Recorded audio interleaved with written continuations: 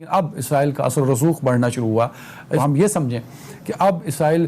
جہاں ہے جیسے ہے کی بنیاد پر مسلم امہ اس کو قبول کرتی جا رہی ہے.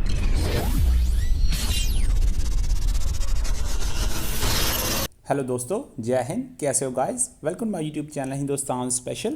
کل اسرائیل اور یو اے کے بیچ ایک امن سمجھوتا ہوا جس کی گھوشنا پریزیڈنٹ ٹرمپ نے خود سوشل میڈیا پر کی. اس خبر سے پاکستان سے دھواں اٹھ رہا ہے کیونکہ پاکستان ایک اکیلا ایسا دیش ہے جو اسرائیل کو نہیں مانتا. پاکستان کی نیتی ہمیشہ اسرائیل کے خلاف رہی ہے، اس لیے یو اے ای اور اسرائیل کے قریب آنے سے پاکستان کو بہت دکھ ہو رہا ہے. پاکستانی میڈیا اس پر اپنی جلن کو نہیں چھپا پایا اور اس نے اپنی سوچ اسرائیل کے خلاف اجاگر کر دی. دونوں دیشوں کے امن سمجھوتے سے پاکستان جل اٹھا. آج کی ویڈیو میں عدنان حیدر اور جنرل اعزاز ایوان نے اور کیا کہا، تو چلیے دوستو آج کی ویڈیو کی طرف چلتے ہیں. ایک ٹویٹ جو کہ ڈونلڈ ٹرمپ نے کیا اور وہ پاکستان کی ٹی وی سکرینز پر ایک بریکنگ نیوز بن کے چلا، وہ تھا اسرائیل اور یو اے ای کے درمیان ہونے والا امن معاہدہ. اسرائیل 1948 میں بنا. 1948 میں بننے کے بعد یہ عرب ممالک کے ساتھ جو تعلقات ہیں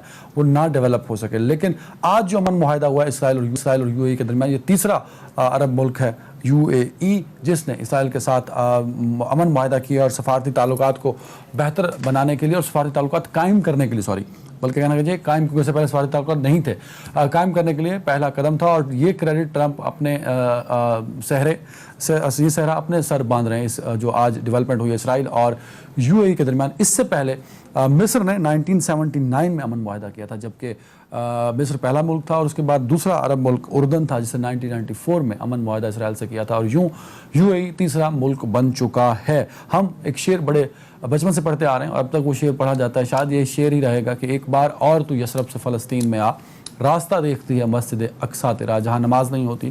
بعض اوقات وہاں ایسا بھی ہوتا ہے کہ اسرائیلی فوجی جوتوں کے ساتھ ہمارے قبلہ اول میں ہماری مقدس ترین جگہ پہ گھس جاتے ہیں اور بے حرمتی کرتے ہیں اور ہمارے جذبات مجروح ہوتے ہیں. یہ ایک پہلو ہے. دوسرا پہلو مظلوم فلسطینی ہیں جن کی زمینوں پر قبضہ کیا گیا، جن کے ملک پر قبضہ کیا گیا، جن کے علاقوں پر قبضہ کیا. تو پاکستان ہمیشہ اس پر آواز اٹھاتا رہا ہے اور دنیا بھر کے مسلمان ملک اٹھاتے رہے ہیں، لیکن اب اسرائیل کا اثر و رسوخ بڑھنا شروع ہوا اس کانٹیکس میں کہ اسرائیل مسلم ممالک کے ساتھ تعلقات بنانا شروع ہو گئے، سفارتی تعلقات قائم کرنا شروع ہو گئے. تو ہم یہ سمجھیں کہ اب اسرائیل جہاں ہے جیسے ہے کی بنیاد پر مسلم امہ اس کو قبول کرتی جا رہی ہے. پہلا سوال میں ٹرمپ کے ٹویٹ پہ پوچھ لیتا ہوں. Huge breakthrough today, historic peace agreement between our two great friend Israel and the U A E. Trump credit لے رہے ہیں سر اس ڈیل کا؟ جی یقیناً انہیں کریڈٹ جاتا ہے، کیونکہ یہ جو ڈیل ہوئی ہے اور جس طریقے سے وہاں کرائی گئی ہے، اس میں ایک تو جو پریزیڈنٹ ڈونلڈ ٹرمپ ہیں وہ بڑے کلیئر ونر ہیں اس معاملے میں کہ انہیں انتخابات سے پہلے وہ بڑی کامیابی مل گئی جو جیوش لوبی کو ان کی لائن میں لا کے کھڑا کر دے گی، ڈومیسٹک پولیٹکس میں بھی اور مڈل ایسٹ پولیٹکس میں بھی. تو یہ یقیناً اسی لیے وہ اتنے خوش ہو کر ٹویٹ کر رہے ہیں کہ ان کے لیے یہ بذات خود ایک بہت بڑی کامیابی ہے. اور دوسرا اسرائیل کے لیے اور امریکہ کے لیے اس طرح بھی ایک بڑی کامیابی ہے جو ہمارے لیے قابل افسوس ہے کہ اس ڈیل کے بعد جو انہوں نے کہا ہے کہ other Muslim countries will follow, تو اب اگر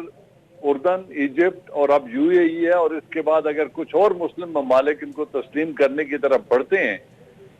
اسرائیل کو، تو یقیناً مسلم امہ کو ڈیوائیڈ کرنے میں اسرائیل اور امریکہ پاکستان کہاں کھڑا ہوگا سر اگر آپ کو یہ خدشہ درست ثابت ہو جاتا ہے، اگر اللہ نہ کرے پہلے تو پاکستان کہاں کھڑا ہوگا سر؟ دیکھیں پاکستان کے لیے پہلی بات یہ ہے کہ آج تک ہم نے ریکگنائز نہیں کیا ان کو، اور پاکستان کی کوئی بھی سیاسی پارٹی جس طرح کا ہمارا ماحول بنتا ہے اور جس طریقے سے ہماری ایک جذباتی کیفیت ہے مسلمانوں پاکستانیوں کی، اس میں کوئی بھی سیاسی پارٹی اتنی بھاری قیمت ادا کرنے کے لیے تیار نہیں ہوگی کہ وہ فوراً اسرائیل کو تسلیم کرنے کے لیے چل پڑے اور ان کے ساتھ سفارتی تعلقات بحال کرے، کیونکہ یروشلم کا تقدس جس طریقے سے پامال اسرائیلی سولجرز کرتے ہیں اور جس طریقے سے وہاں ان کا رویہ ہے اور جو پیلسٹینین مسلمانوں کے ساتھ وہ ظلم روا رکھے ہوئے ہیں، اس پہ اتنا بڑا ڈیسیژن پاکستان میں مجھے بہت جلد ہوتا ہوا نظر نہیں آتا. نہیں بہت جلد کیا مطلب آپ کو بہت جلد سے کیا مراد لوں کہ ہو سکتا ہے کوئی کچھ اس پر ورکنگ ہو رہی ہے بیک ڈور کچھ اقدامات ہو رہے ہیں کیا کہ فیوچر میں نہیں میں یہ نہیں کہہ رہا کہ ہو رہے ہیں. اچھا لیکن اگر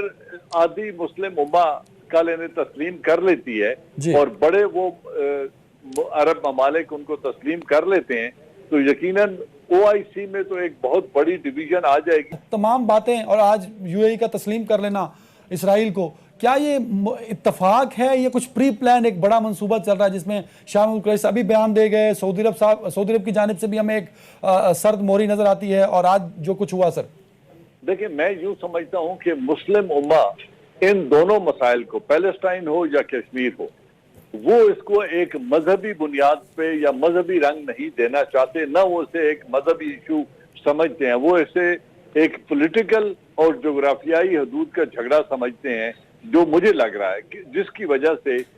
دونوں صورتوں میں بڑی واضح پوزیشن لینے سے بہت سارے مسلم ممالک میں بہت بڑی ڈویژن ہے اور OIC نے بھی اسی لیے کوئی واضح پوزیشن کشمیر پر اختیار ابھی تک اس لیے نہیں کی, یہ میری ذاتی رائے ہے کہ وہ اس کو ایک پولیٹیکل ایشو سمجھتے ہیں جسے ہندوستان اور پاکستان کو آپس میں مل بیٹھ کے حل کرنا چاہیے.